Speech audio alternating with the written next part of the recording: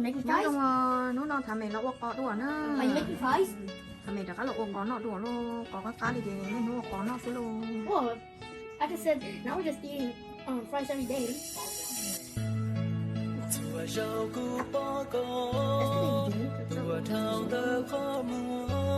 yourself. I'm Thomas. Say hi. Hi, I'm Thomas. Hai luôn móng ngon. Hai luôn móng ngon. Okay. Hai luôn móng hay nó luôn ngon. Can I speak more English? Nó luôn ngon, cũng có nó ngon.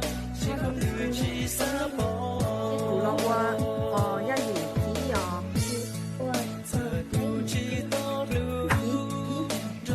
cho đến đâu.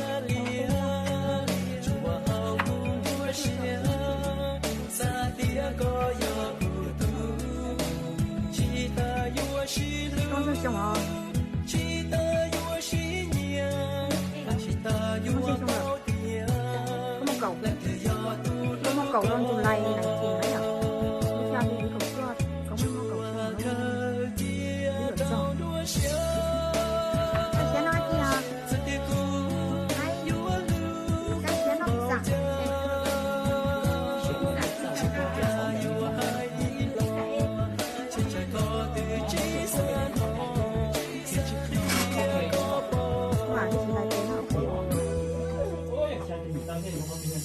Bèn có nó bị xấu quá bèn. Hai đồng móng bèn. Hai nhóm rung bèn. Hai nhóm rung thôi mà mình chọc lên. Nhớ rồi. Có rung bèn móng mua trà. Ngoài món